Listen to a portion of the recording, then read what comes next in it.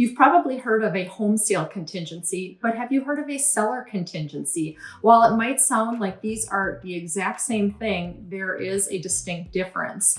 A home sale contingency is where a buyer needs to sell their existing property before they can purchase their next home.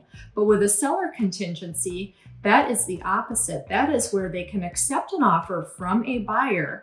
However, the buyer has to agree to make the purchase agreement contingent on the seller finding the home of their choice, usually within a specified number of days. Yep. In this type of contingency, it's not new, but it's been around for a while, but not used a tremendous amount of times. And I think it's very important with the inventory levels that we're seeing now, and a lot of sellers hesitant to put their home on the market because the next house that they're looking at buying isn't on the market yet. This gives them just some flexibility of maybe getting their house on the market and then have a little bit of time, a few weeks or whatever is negotiated to find that next house.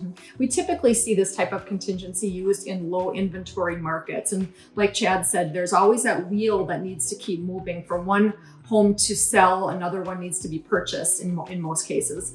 And so in order to get that wheel going, sometimes the concession needs to be made on the buyer's side, granting the seller that time frame in order to do that. And then there is an additional component with the seller contingency where the buyer can choose to do the inspection prior to the seller finding their home or up front before the seller finds their home. And that is a term that would be negotiated in the purchase agreement based on another variety of factors. So hopefully this highlights in a nutshell what the seller contingency is and how it differs from a home sale contingency. If we can answer any questions for you, let us know, and thanks for watching.